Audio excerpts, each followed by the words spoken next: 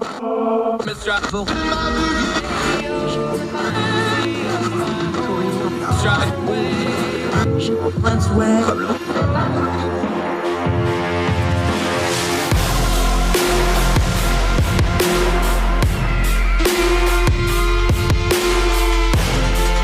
your host, Andrew Donaldson.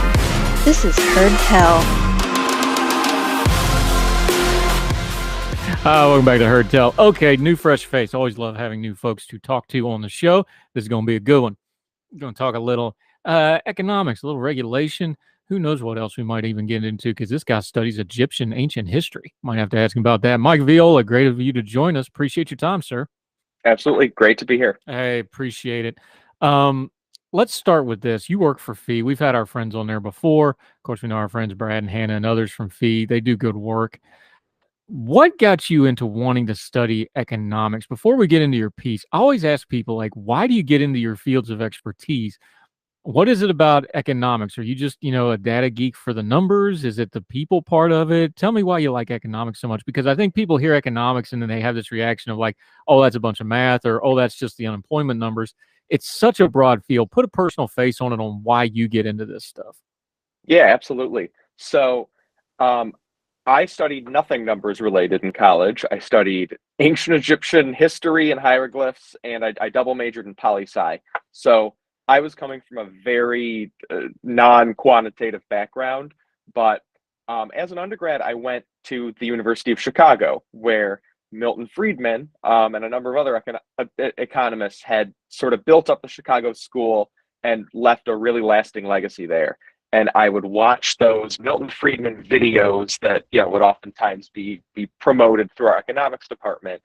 And I was just absolutely floored away, A, by his absolute civility in dealing with hostile questions all the time, but B, the clarity with which he explained why free markets create the best circumstances for success of everyday people. And so that really moved me towards an economic liberty mindset, and it just became a bit of a passion for me since then, even though it was never really formally what I studied. After college, I worked in finance for 5 years, and sort of seeing just the amount of regulation that gets in the way of financials, and the way that oftentimes regulatory capture is used to the benefit of big players from the financial system and holds things back. That really motivated me to, make my next step more advocating in the economic space rather than playing behind the scenes with, the types of people who manipulate those economic systems. So that was really my path to working at FEE.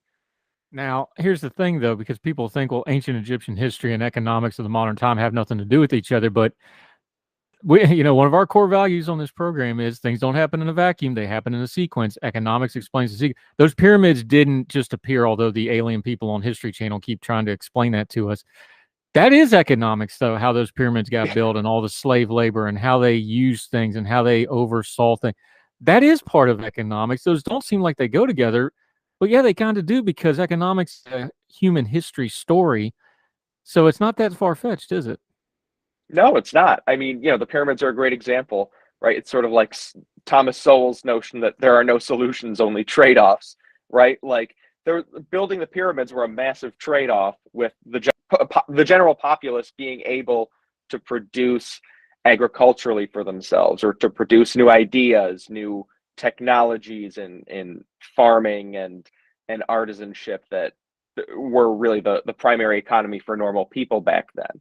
Right, like there was a massive societal trade-off to putting 30 years of the populace's labor towards building the king's tomb instead of, towards their own ends freely chosen as to meeting their own needs. So yeah, I mean, there's a huge economic portion of that. A lot of that early state formation in Egypt, like one of the very first organized states with writing that we know of, was totally around the elite class's ability to use economics to their advantage, right, as opposed to sort of to the betterment of society. So there's a huge connection there. It's just like I think from the earliest civilizations today, there's a straight line through everything. Yeah, and the word we use in our modern vernacular and in the Western and English speaking word for those trade-offs is regulation, because that's where the trade-off meets the populace. There's the balance. How much is government going to control? How much is the people in the free market going to control? And regulation is where the ratio adjusts between the two. That's a real basic bare bones Reader's Digest version of it, but that's really what we're talking about. And that's why those two things go together, even though they sound like they're completely different, isn't it? Yeah, I absolutely agree.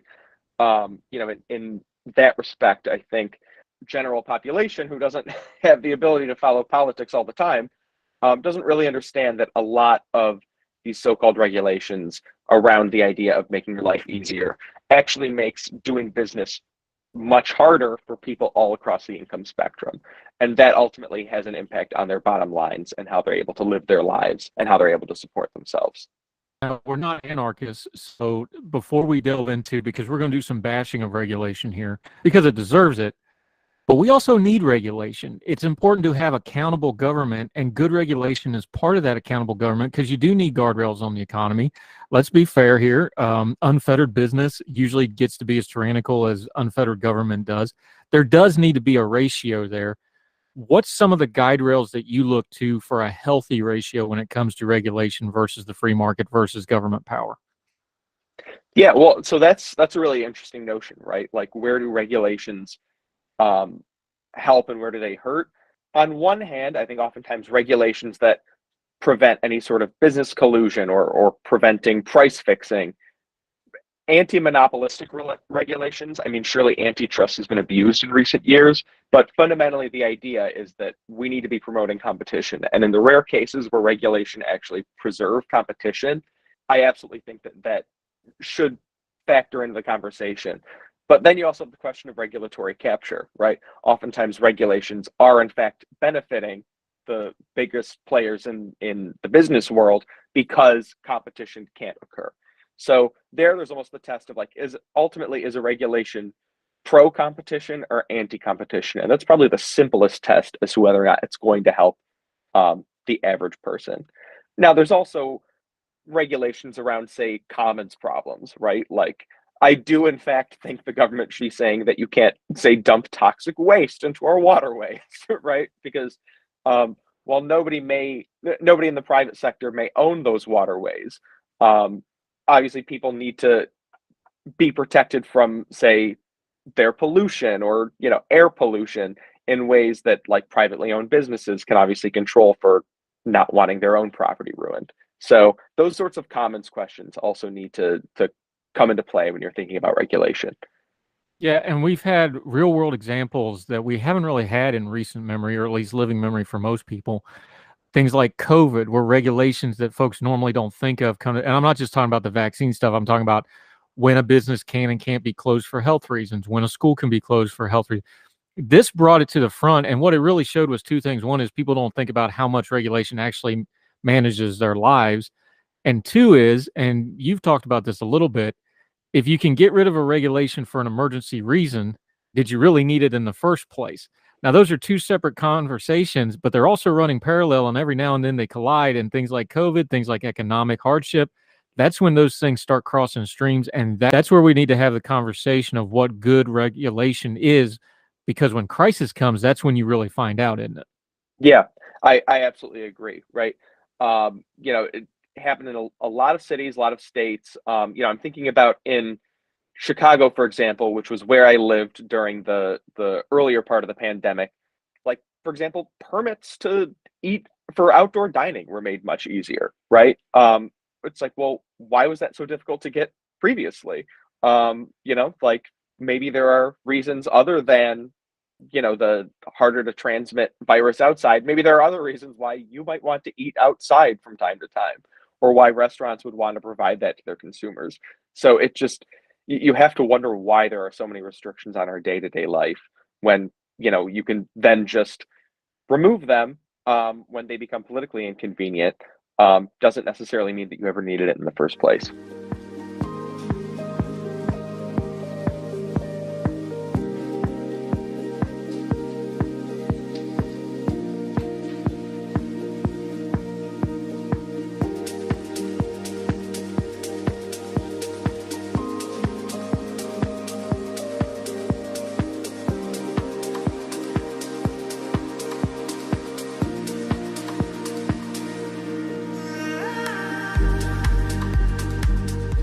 you give some examples. We're going to work off your piece in Spectator. We're going to link to the whole piece. As always, read the whole piece for yourself. There's also a lot of linked information in there. Read it for yourself. But just taking a couple things out of here, you have a couple of examples here. But big picture wise, we understand that President Biden is a Democrat. We understand that the basis of the Democrat Party and our friends that are more on the left, they like big government. They like more regulation. The Biden administration has put in a lot of regulations in the first 2 years of their administration, really the first 18 months as we're talking. This is expected with a Democratic president. How does this fall compared to previous presidents, just on the numbers and what his overall policy goals and how he's enacting it through regulation? How does this land? Yeah, so as we know, the president has some rulemaking power, right? In the executive branch, there's lots of state defense, but also those more economically targeted departments like commerce, labor, transportation. With all of that, the president has some latitude to set rules on how those bureaucracies do their job. And so oftentimes they can pass regulations that don't need to go through Congress because they're deciding how the executive branch does its job. Joe Biden did, I believe it was 94 such rules within those departments, 94 what are called economically significant rules. That is, those rules with an impact on the economy of over 100 million, as projected by the budget office. For comparison, Donald Trump passed 34 economically significant rules in his time in office, or rather, excuse me, in his first year in office. And Barack Obama passed only 78 in his first year in office. And Barack Obama was not exactly a small government guy.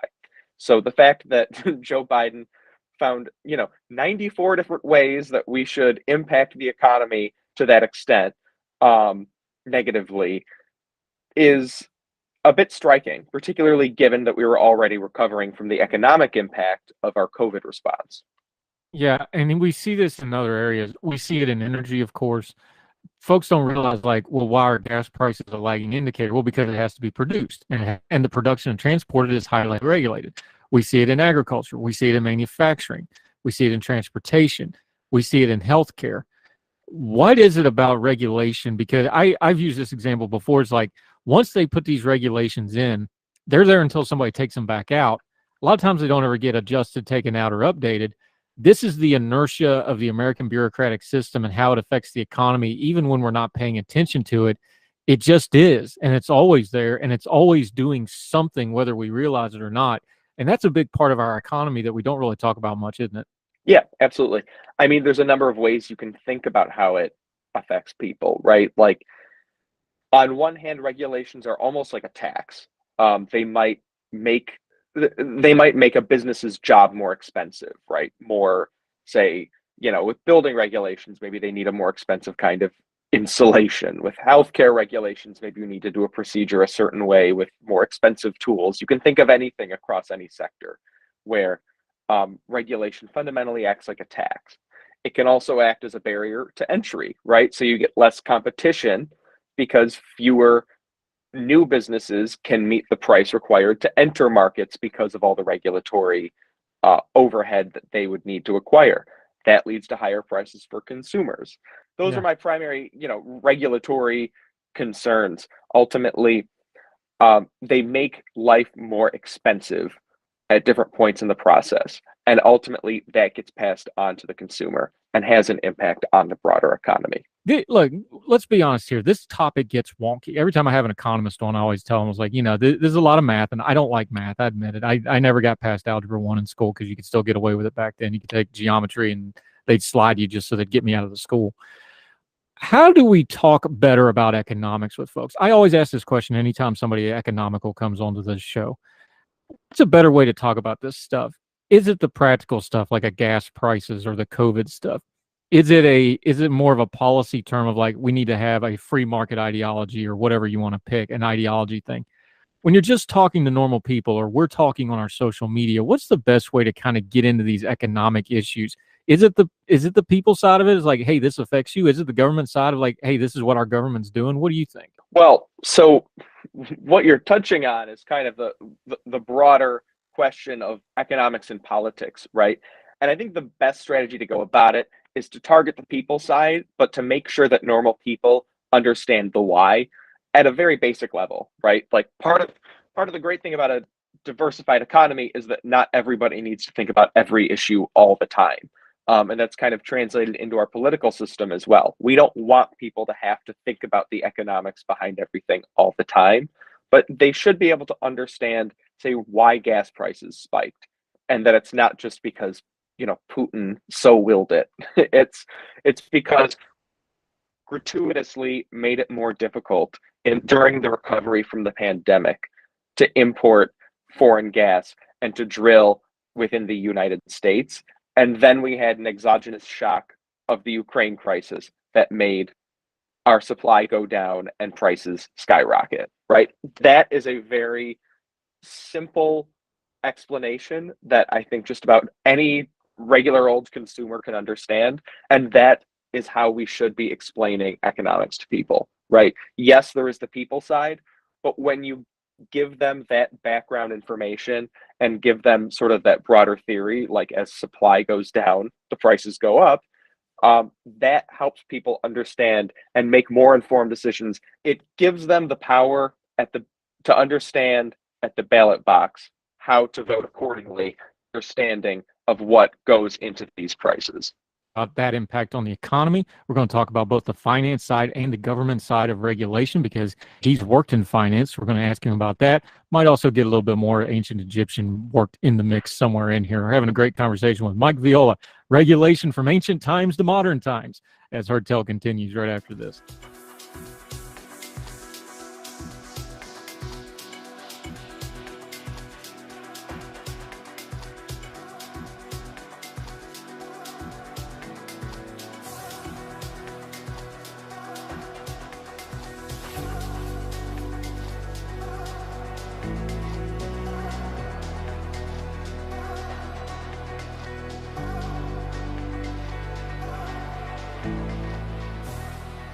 Welcome back to Heard Tell. Mike Viola is joining us. Thrilled to have him. We're talking regulation. We're talking a lot of other things too. It's understandable. One thing we talk about before is, I said about Trump, I'll say it about Biden, I said it about Obama and all the presidents in my lifetime.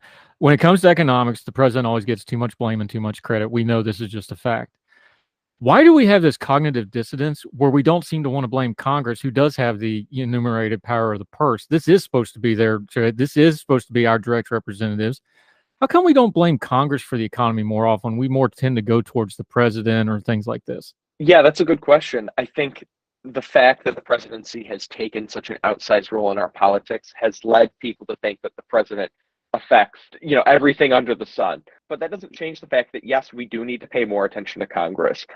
A big problem with Congress, of course, is that in every spending bill, they like to add all of their own little regulations or handouts to their own district. And oftentimes people like what their own hometown congressperson advocates for, right? So they're the sort of the issue because most people like their own congressional representatives and like what their own congressional representatives are doing. And, oftentimes don't really think that that is oftentimes where the real source of the problem is.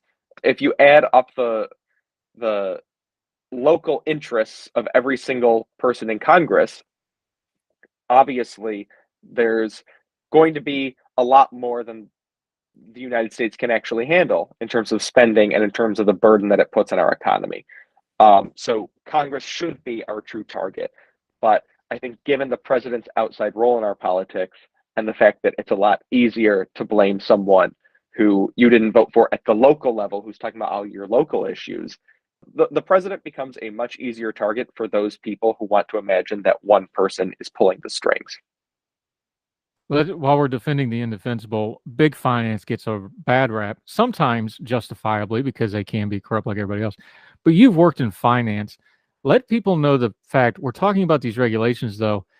Even the stuff they do that is somewhat untoward and that people don't really like, a lot of that is dictated to them by regulation, though. How much of the financial sector, because you've worked on it and you also study economics, a lot of what they do is within the guide rails of the regulations that the government lays out for them, and then they're reacted to it. Talk about that a little bit, because that's another one of those economic things where I don't think we get the whole picture. We pick out one little part of it, like, oh, well, they're raising prices on this or whatever. Regulation greatly affects how big finance and the financial sector reacts to things, doesn't it? Yeah, absolutely.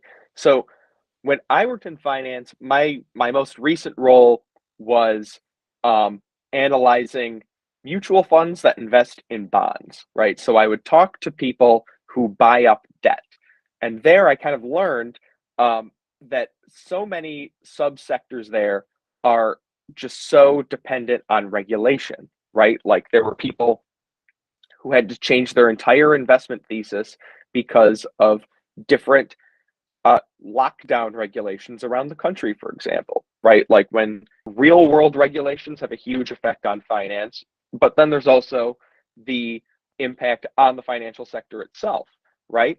Across the country, after the 2008 financial crisis, um, we passed a lot of new regulations on the financial sector, and that led to small community banks around the country shuttering their doors because they couldn't meet the new banking regulations. So all that did was consolidate power for the biggest banks, which could then reach all around the country, or move banks to, say, a purely online format without any sort of brick and mortar and all the convenience that you used to be able to have of being able to walk into a bank. So it actually made a lot of the banking experience worse for the normal consumer. In investments, that's true too. When I was writing investment analyses, the restrictions on what I could say and how I could characterize my own words were enormous, right? And so that seriously stifled the way that people discussed financial matters, right? They often say that, you know, the great thing about financial markets is that they communicate economic information ahead of time by the changes in asset prices, right? When sort of the smart money buys or sells something, that should tell you what they really think the confidence in, say, a company really is.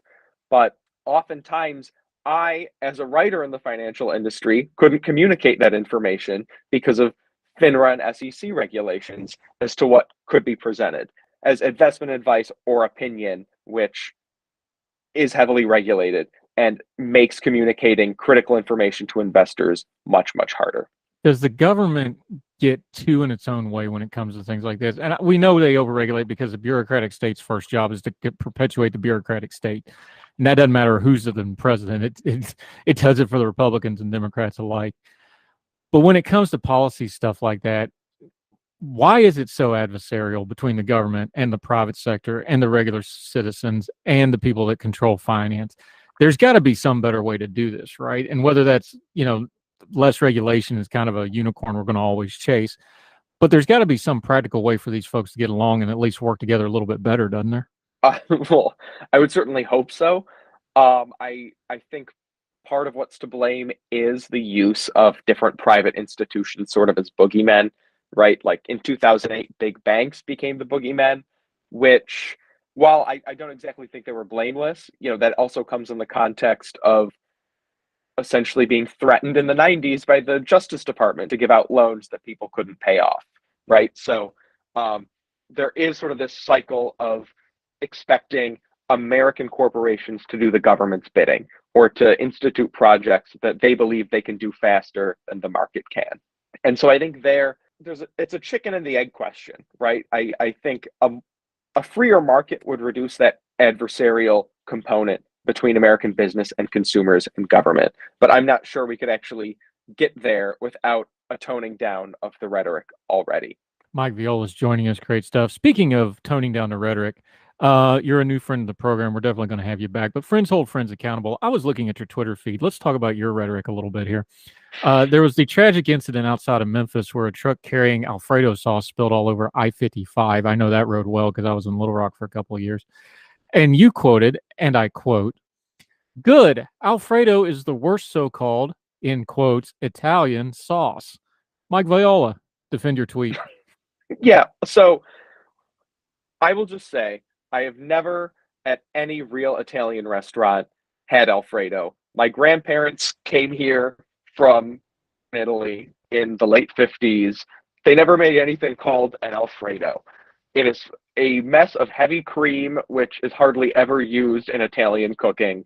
Now, if you wanted to make, say, a nice cacio e pepe with, olive oil and cheese, maybe a little butter, totally fair. But this heavy cream canned nonsense that we call Alfredo and spilled all over a highway is exactly where it belongs. I I see no use for it. You may think you like First Alfredo, of all, and of course, here's the real thing. yeah. First of all, of course, yeah. American Italian food is a whole different thing than actual Italian food. Let's just get that right, because almost all of what we know of as American Italian, with all the cheese and all that stuff, that all came out of New York City and the immigrant population. That's different than if you actually go to Italy, which I have done because I lived in Europe twice, and you eat Italian food. It's completely different. But same can be said for Mexican food and Tex-Mex and other things. We always put our spin on. So yeah, Alfredo is a uniquely American tradition. However, it's still pretty good to eat as long as you don't. I guess the Italian thing would probably bother you, but look, I'd probably be the same way about pepperoni rolls, but we can hash that out some other day. Mike Viola, Mike Viola, having a little fun with it at the end of it. Great information today. He's at Feed, which puts out all kinds of great stuff. A couple of our other friends are there. Till we get you back on Heard Tell again, let folks know where they can follow you, where they can keep track of what you got going on until we see you again. Yeah, absolutely. Probably the easiest place would be on Twitter. It's at MF_Viola. Someone else beat me to the version without the underscore, so I'm just always relegated to having punctuation in my handle. But that's probably the easiest spot to find me. Fantastic stuff. That's on the screen right under his lovely face there. If you're watching on the YouTube, we'll also link to his article and all his social media. And of course, the work at Feed. Make sure you follow. They got a lot of different stuff going on with some friends of ours. Make sure you're checking out feed.org. Mike Viola, this was a pleasure. We will do it again soon, my friend. Thank you so much for the time. Yeah, thanks a lot, Andrew. It's really a pleasure. Yes, sir.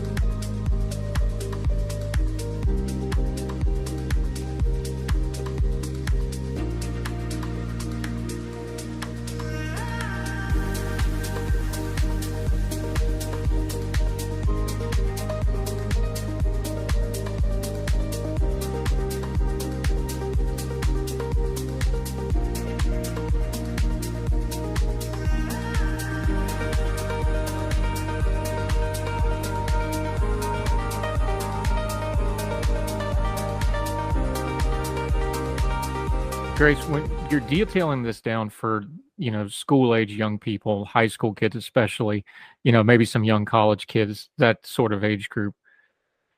I mean, that's almost like a children's parable when you think about it. If you just pulled it out of the blue sky and told it, it's like, oh, that's some kind of a parable for a teaching moment. Yeah. But this really happened, and it not only happened, we got it on high definition video. Yeah. I mean, this is living history that we just experienced. How do we keep it in the public consciousness? Because the media's already moved on from this story. You hardly ever hear about Hong Kong in U.S. media right now, Western media. Even BBC and Sky News that has bureaus there. You hardly ever hear anything about the protests anymore. And I watch it every day. How do you use those stories and that video and the stories of Grace and others and start getting it into these kids so that the next generation already has it inculcated into them? Yeah, absolutely. I think that that's the point of the Dissident Project, right? If the generations who are controlling the media now aren't focused on it, then how do we rectify that situation? We go to younger generations and we change the way that people will tell this story moving forward. That's the whole point of the Dissident Project, and it's incredibly important. Francis, you talked about having hope and then having no hope. we watched it from afar, so we see the full sequence of events. For the people in Hong Kong, it was probably a very different in how they perceive things. When was the moment that they really knew that, you know, China had the full control and this was going to get bad? Was it the judicial reforms? Was it shutting down the free press? A lot of people that we talked to in Western media, they said when they canceled the Tiananmen Vigil, which is always a big deal in Hong Kong, when they canceled that and didn't get a lot of pushback, that's kind of when they knew. When was it for you and for the folks there? When was one or the two, the mileposts where they went, okay, this is going to get bad? I would say for me, it's two events. The first is when the national security law was implemented in Hong Kong. That happened in July 2020 after the protest in 2019. That's the thing that at the first time when we see a law from China being imposed in Hong Kong, and without any consent or without any process of consulting the community or the people, it completely bypassed the legislative body. It's really a law that was passed by the People's Congress and of the CCP and implemented in Hong Kong. And it was a news that they only announced this news in June, which is 1 month before the implementation of the law. And people start to wonder, like, how effective or how are they going to enforce this law? Like, how big it is going to cover? Is it going to trace back to what people have done before? Does that mean saying, you know, advocating for Hong Kong independence, or, you know, as simple as supporting democracy in Hong Kong would be criminalized, right? So there is like there is like a feeling of uncertainty all around the city. And then when they have the first arrestee of the national security law, that's when people start to realize, okay, that's the boundary, that's a red line. But still, even though you can see, you know, a very blurry red line, it's still like it's still something. It's like, I don't know if people can see that as an indicator of what they can do or not, because they can change the rule anytime. And then when they arrest someone for something that they have done in the past, people start to wonder, oh my God, like, so all of my involvement in the 2019 movement can become an evidence. And so eventually there is like a feeling of white terror, a self-censorship in the city, and people would be like, as I mentioned earlier, when you go into social media, they don't even know if they can share this news, because that can be one of the evidence against them. And I think the implementation of the NSL really strikes the city and completely demolish the freedom and what we have developed in the past. And that was also one of the reasons why I left Hong Kong. And I would say the second events that happened and it really brought people down would be the arrest of the 47 pro-democracy activists in Hong Kong. They were arrested all of the sudden in one morning. And the court couldn't even handle so many people. They couldn't even handle to have trials on these people. And they just didn't plan it. They just wanted to arrest everyone who have so much influence in the city. And after they were arrested, basically all kinds of civil activities and protests or any sort of resistance stopped right there, because these people are the people who initiate campaigns and look at policies and speak up against the government. And when these leaders were arrested, basically the people do not know what they can do. And because there is the scariest part is that they have a hotline to report things. So if anyone witness or overheard any conversations that deemed to violate the national security law, they can report it to the hotline, and the police would come to your door and arrest you. And so there is also the hope, the trust that was built between the community is gone now. And the only thing that people can do to live a okay life in Hong Kong is to only care about living, but not to care about what's going on in the city and what's going on around them. So I would say that's the two things that really strikes me in the people of Hong Kong. Francis and Grace are joining us from the Dissident Project. We're going to take another quick break. When we come back, continue to talk about Hong Kong. How do you teach these lessons? What to learn from them? We're going to talk a little bit more about authoritative dictatorships from firsthand knowledge, communism, socialism, because we throw those terms around. We need to be real specific what we're talking about. More with Francis and Grace right after this. It's a very special Heard Tell continues.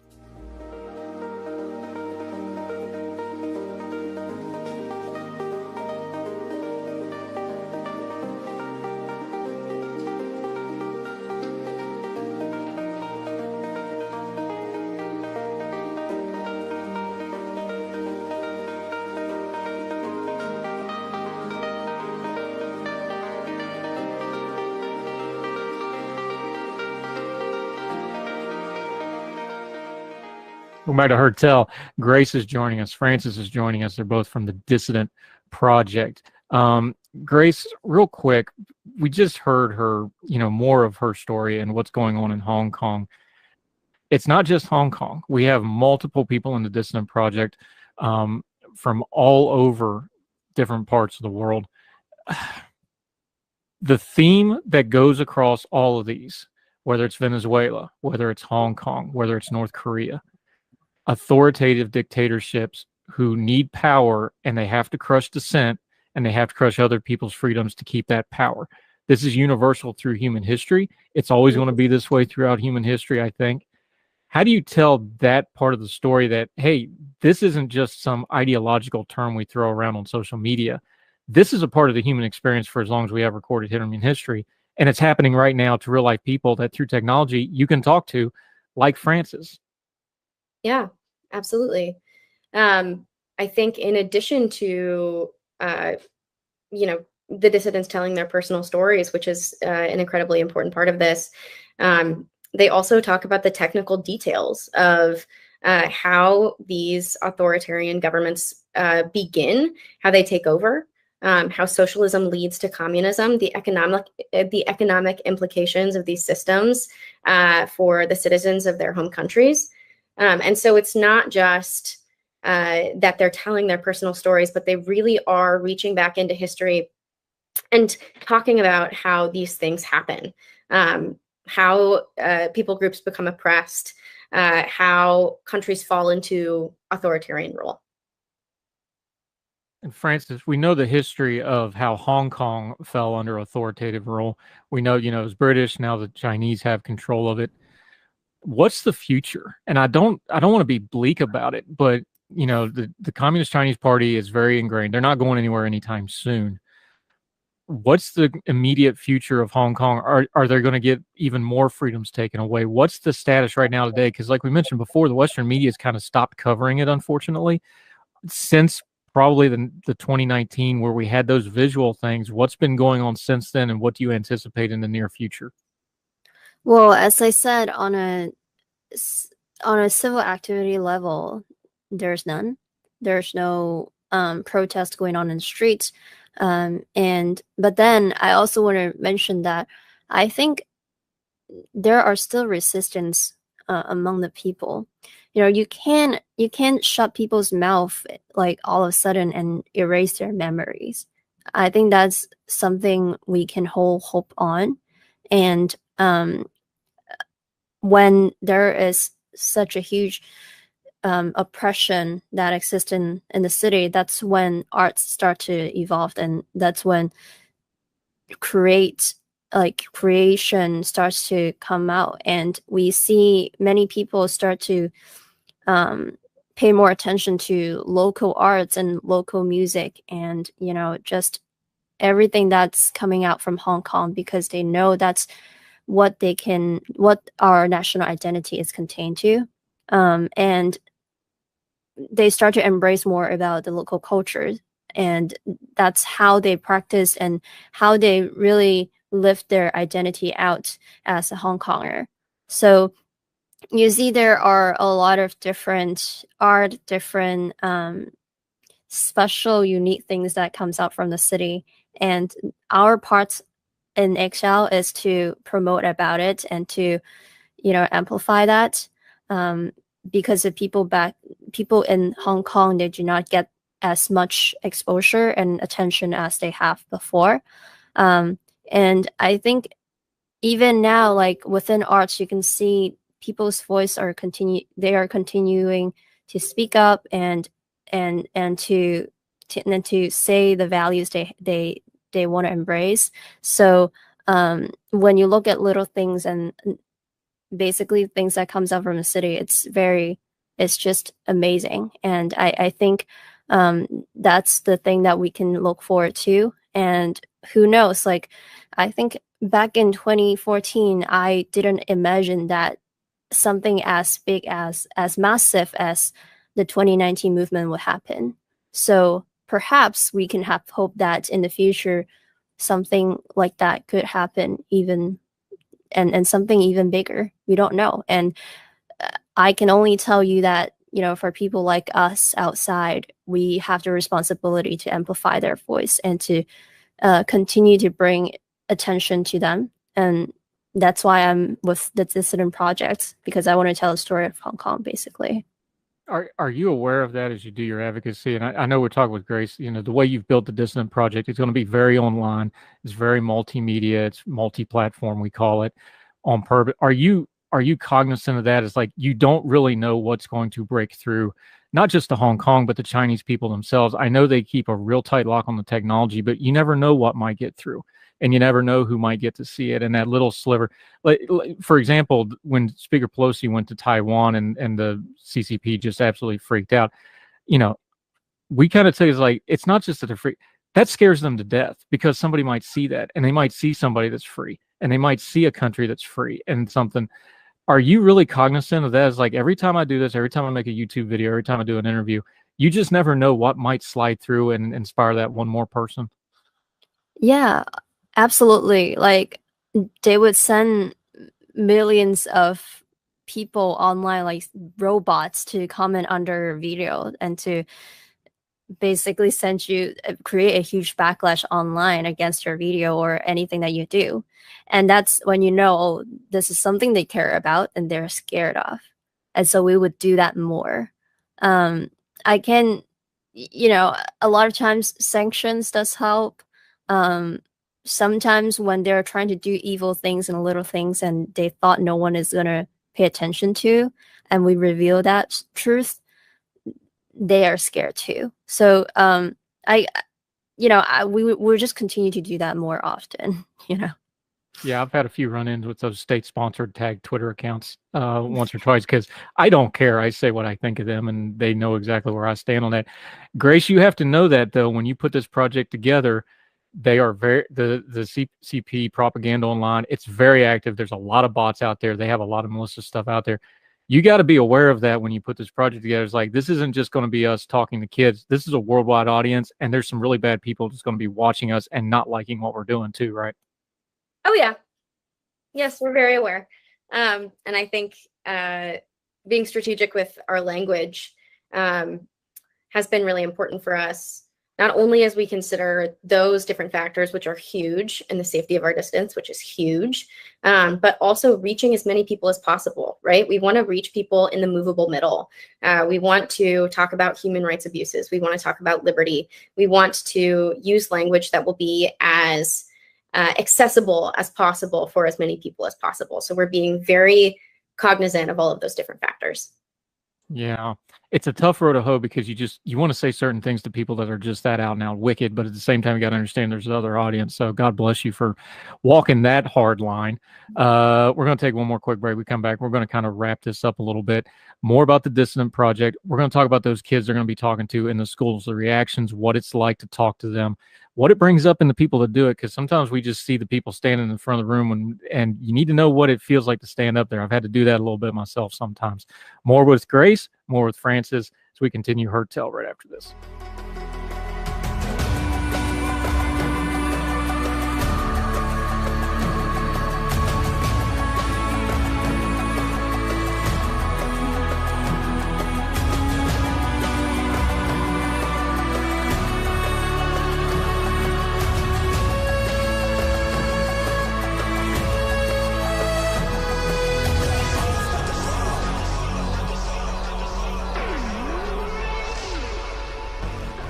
Welcome back to Heard Tell, talking to our good friends Grace and Francis, the Dissident Project. Francis, when you go to something like a school or even like a college or something like this, and you have that room full of people and they're just staring at you, you know you've got a message that matters. You know this is life and death stuff to the people of Hong Kong. What goes through your mind in that minute before you kind of get into your routine and the things you normally say, and you just got all those people staring at you, and do you feel the weight of it? Does it hit you like, oh, what am I doing here? This is not exactly what my life plan was. Well, I would say all the activists or dissidents that come out from our country did not imagine that we were living the life that we're living right now. That's one thing. I have my own dream, and that's not something related to politics, obviously. And I didn't imagine myself would be standing in front of the classroom and talking to a bunch of students about Hong Kong.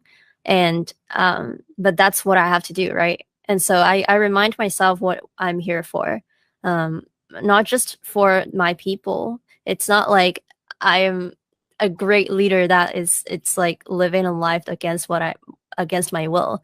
It's really for myself and for people I care. And, you know, I have family and friends back home in Hong Kong, and those are the people that keep me fighting till now. So I just remind myself, like, you know, this is what I'm here for, and I'm gonna do great. And if they're gonna stare at me continually, then I would be, you know, I would just tell them, you know, let's put yourself in my shoes and think about what it would be like to live a life that without freedom, a life that you would scare to death that one day the police are going to knock on your door and take your parents away. That's it, you know? And that's the life that many dissidents are living in, and people living under communist rule are facing. So once you tell that kind of scenario and that kind of story, you're going to capture their attention. Yeah. I hate to correct guess. I rarely do it, but you're wrong, by the way. You are a great leader. Just so you know, and somebody tells you publicly. Great. All the music on Heard Tell is provided under a Creative Content license from monstercat.com.